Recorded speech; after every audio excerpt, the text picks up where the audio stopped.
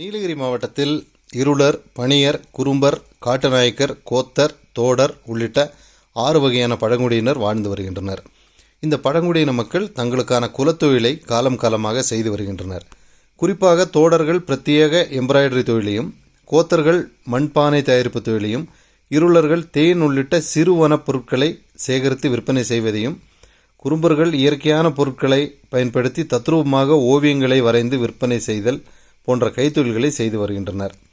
இந்த நிலையில் இவர்கள் தயாரிக்கும் கைவினைப் பொருட்களை விற்பனை செய்ய முறையான சந்தை வசதி இல்லாததால் அழியும் நிலை ஏற்பட்டுள்ளது. இதனை அடுத்து இந்த 6 வகையான பழங்குடியினரின் கைவினைப் பொருட்களின் விற்பனையை அதிகரித்து குலத்தொழிலை பாதுகாக்கும் விதமாக சிறப்பு கண்காட்சியை மாவட்ட நிர்வாகம் அமைத்துள்ளது. உதகை அருகே உள்ள 9வது மைல் பகுதியில் அமைக்கப்பட்டுள்ள இந்த கண்காட்சியுடன் விற்பனை நிலையம் ஒன்றும் திறக்கப்பட்டது. மாவட்ட ஆட்சித்தலைவர் அருணா திறந்து வைத்து பார்வையிட்டார். தொடர்ந்து பேசிய அவர், பழங்குடியினரின் கலாச்சாரம் மற்றும் அவர்களது தனித்துவம் வாய்ந்த கைவினைப் பொருட்களை பாதுகாக்கும் வகையில் கண்காட்சியுடன் விற்பனை மையம் திறக்கப்பட்டுள்ளதாகவும், எதிர்கால சந்ததியினரும் இந்த தொழிலை கற்றுக்கொண்டு தொழில் முனைவோர்களாக மாற வேண்டும் என்பதற்கான முன்னெடுப்பை மாவட்ட நிர்வாகம் எடுத்துள்ளதாக கூறினார். இன்றைக்கு TNAU Tamil Nadu agriculture university and KVK இது சேர்ந்து Nilgiri tribal heritage and culture protection society இது ரெண்டும் இணைஞ்சு என்ன பண்ணியிருக்காங்க அப்படின்னா tribal youth empowerment programme and tribal artisans workshop cum exhibition. இது எதுக்காக அப்படின்னா நீலகிரி மாவட்டத்தை பொறுத்த வரைக்கும் நம்மளுக்கு ஒரு 6 பிவிடிஜி இருக்காங்க. அந்த பிவிடிஜிக்கு நிறைய பாரம்பரியமாக செய்கிற தொழில் நிறையா இருக்குது. அந்த தொழிலுக்கான ஒரு ஒரு எக்ஸ்போஷரோ இல்லை ஒரு மார்க்கெட்டிங்கும் நம்மளுக்கு இல்லாமல் இருக்குது. அது எப்படி பண்ணுறாங்க அப்படின்றதும், அவங்களுக்கு வேறு என்ன ட்ரைனிங் தேவைப்படும் அப்படின்றதும், வேறு என்ன வசதிகள் தேவைப்படும் அவங்களோட பொருளை மார்க்கெட் பண்ணுறதுக்கு அண்ட் அவங்களோட பாரம்பரியத்தை பாதுகாக்க அவங்களுக்கு என்னென்ன தேவைப்படுது அப்படின்னு சொல்கிறதுக்காக இந்த ஒரு சின்ன எம்பவர்மெண்ட் ப்ரோக்ராம். அதாவது இருக்கிற இளைஞர்கள் எல்லாமே இன்றைக்கி அவங்களோட பாரம்பரியம் என்ன அப்படின்றதே மறந்து போய் வேற ஒரு விஷயத்துக்காக போகிறாங்க. அது இல்லாமல் அந்த மக்கள் எல்லாமே தங்களோட பாரம்பரியத்தை பாதுகாக்கணும் அப்படின்றதுக்காக ஒரு ட்ரைனிங், ஒரு ஒர்க் ஷாப் வச்சுருக்கோங்க. அது மட்டும் இல்லாமல் மக்களுக்கு தெரியணும் என்ன இருக்காங்க, எப்படி பண்ணாங்கன்னு மக்களுக்கு தெரியணும் அப்படின்றதுக்காகவும் இந்த ஒர்க் ஷாப் வச்சுருக்கோம். நீலகிரி மாவட்டத்தில் தோடர் பழங்குடியின மக்கள் 77 மந்து எனப்படும் கிராமங்களில் வாழ்ந்து வருகின்றனர். நீலகிரியில் மட்டும் வசிக்கும் இந்த பழங்குடியின மக்கள் இன்றளவும் தங்களது பாரம்பரியமும் பழமையும் மாறாமல் வாழ்ந்து வருகின்றனர். இந்த மக்கள் ஒவ்வொரு ஆண்டும் டிசம்பர் மாத இறுதியில் புதிதாக தொடங்கும் புத்தாண்டு தங்களுக்கும் தாங்கள் மேற்கொள்ளும் விவசாயம் மற்றும் கால்நடைகளுக்கும் சிறந்த ஆண்டாக இருக்க வேண்டும் என்பதற்காக மொட்வர்த் என்று அழைக்கப்படும் புத்தாண்டு விழாவை கொண்டாடி வருகின்றனர். இந்த விழா தோடரின மக்களின் தலைமையிடமாக திகழும் உதகை அருகே உள்ள முத்தநாடு மந்தில் நடைபெறும். இந்நிலையில் 2024ஆம் ஆண்டு தொடங்க உள்ள நிலையில் முத்தநாடு மந்தில் மொட்வர்த் திருவிழா நடைபெற்றது. அப்போது 77 மந்துகளை சேர்ந்த நூற்றுக்கணக்கான தோடரின ஆண்கள் பாரம்பரிய உடை அணிந்து வந்து கலந்து கொண்டனர். பின்னர் அனைவரும் மூன்போ என்று அழைக்கப்படும் கூம்பு வடிவிலான தேக்கி சம்மன் கோயில் மற்றும் அடையாள்வேல் என்றழைக்கப்படும் பிறை வடிவிலான கோயிலுக்கு சென்று புத்தாண்டு சிறப்பாக இருக்க வேண்டும் என காணிக்கை செலுத்தி மண்டியிட்டு பிரார்த்தனை செய்தனர்.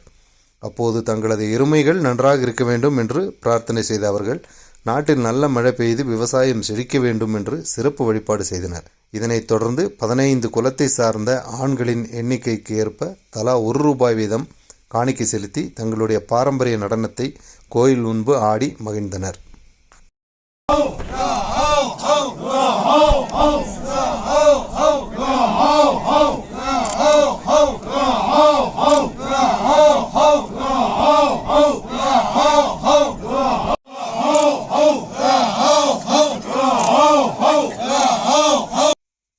நீலகிரி மாவட்டத்தில் வாழ்ந்து வரும் கோத்தர் பழங்குடியின மக்கள் ஐயனோர், அம்மனோர் ஆகிய தெய்வங்களை குலதெய்வங்களாக வழிபட்டு வருகின்றனர்.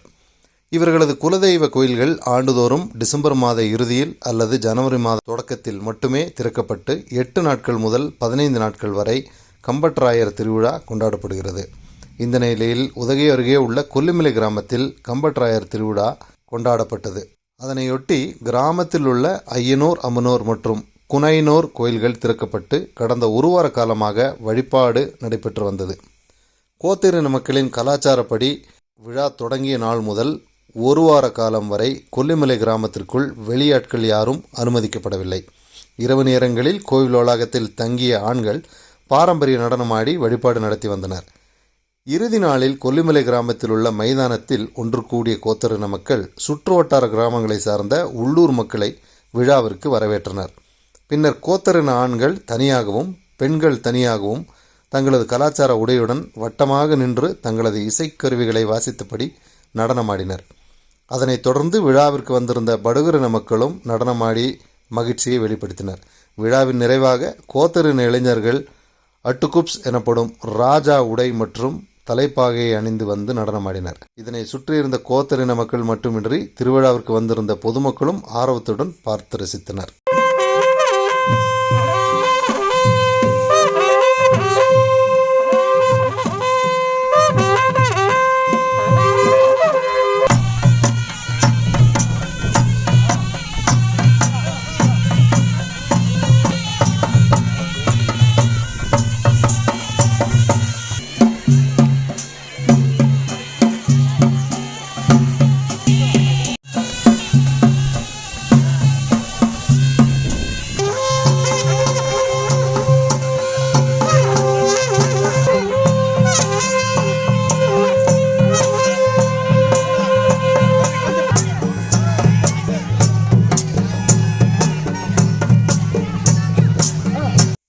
மத்திய அரசின் நமது லட்சியம் வளர்ச்சியடைந்த பாரதம் விழிப்புணர்வு நிகழ்ச்சி நாடு முழுவதும் நடைபெற்று வருகிறது. இதன் ஒரு பகுதியாக நீலகிரி மாவட்டம் பில்லிக்கம்பி கிராமத்தில் நமது லட்சியம் வளர்ச்சியடைந்த பாரதம் விழிப்புணர்வு நிகழ்ச்சி மூலம் மத்திய அரசின் நலத்திட்டங்கள் குறித்து பொதுமக்களிடையே விழிப்புணர்வு ஏற்படுத்தப்பட்டது. இந்த நிகழ்ச்சியில் மத்திய தகவல் மற்றும் ஒலிபரப்பு, மீன்வளம், கால்நடை பராமரிப்பு மற்றும் பால்வள இணையமைச்சர் டாக்டர் எல் முருகன் கலந்து கொண்டு நமது லட்சியம் வளர்ச்சியடைந்த பாரதத்திற்கான உறுதிமொழியை ஏற்றார். விழிப்புணர்வு வாகனத்தின் ஒளிபரப்பை பொதுமக்களுடன் இணைந்து கண்டார். மத்திய அரசின் நலத்திட்டங்கள் குறித்த கேலண்டர்களை பொதுமக்களுக்கு வழங்கி விழிப்புணர்வு ஏற்படுத்தினார். பின்னர் 14 லட்சம் மதிப்பில் விவசாய கடன் அட்டை, தொழிற்கடன் உள்ளிட்ட நலத்திட்டங்களை நபார்டு வங்கி, முன்னோடு வங்கி, தமிழ்நாடு கிராம வங்கி மூலம் பயனாளிகளுக்கு வழங்கினார். பின்னர் சுகாதாரத்துறை சார்பில் அமைக்கப்பட்ட உடல் மற்றும் இரத்த பரிசோதனை மையம் மற்றும் நீலகிரி ஆதிவாசி நலவாழ்வு சங்கம் சார்பில் அமைக்கப்பட்ட அறிவாள் இரத்த சோகை பரிசோதனை மையத்தை பார்வையிட்டு மருத்துவர்கள், செவிலியர்கள் மற்றும் பொதுமக்களிடம் ஆலோசனை மேற்கொண்டார். புத்தாண்டு தொடங்க உள்ள நிலையில் சுற்றுலா நகரமான நீலகிரியில் ஏராளமான சுற்றுலா பயணிகள் இந்த புத்தாண்டை கொண்டாட பல்வேறு மாநிலங்களிலிருந்து வருகை புரிவார்கள் என எதிர்பார்க்கப்படுகிறது.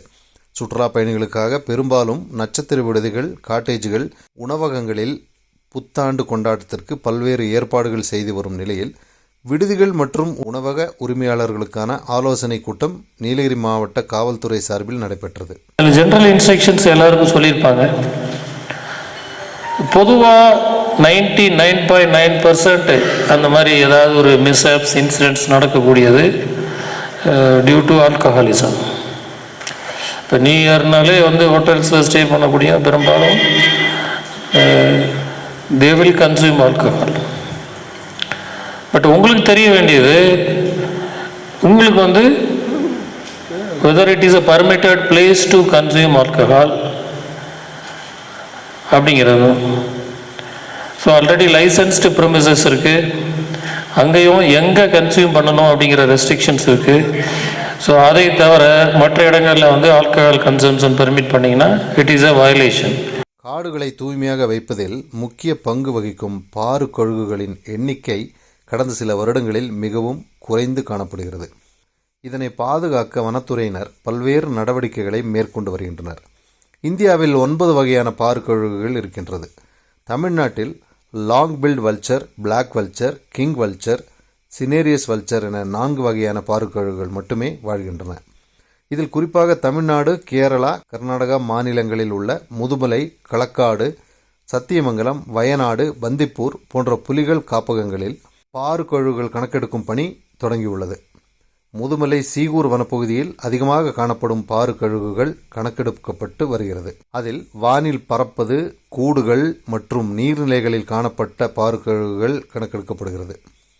தமிழகத்தின் கூடுதல் முதன்மை வனப்பாதுகாவலர் நாகநாதன் தலைமையில் வனத்துறையினர் மற்றும் தன்னார்வலர்கள் கழுகுகளை தொலைநோக்கி மூலம் பார்வையிட்டு கணக்கெடுத்து வருகின்றனர். இது தொடர்பாக முதன்மை வனப்பாதுகாவலர் தெரிவிக்கையில், அழிந்து வரும் பட்டியலில் உள்ள பாரு கழுகுகளின் எண்ணிக்கையை உயர்த்த தேவையான சூழலை மேம்படுத்தவும், கழுகுகள் எத்தனை எண்ணிக்கையில் காணப்படுகிறது என தமிழகம், கேரளா, கர்நாடகா போன்ற 3 மாநிலங்களில் பாரு கழுகுகள் கணக்கெடுக்கும் பணி தொடங்கியது.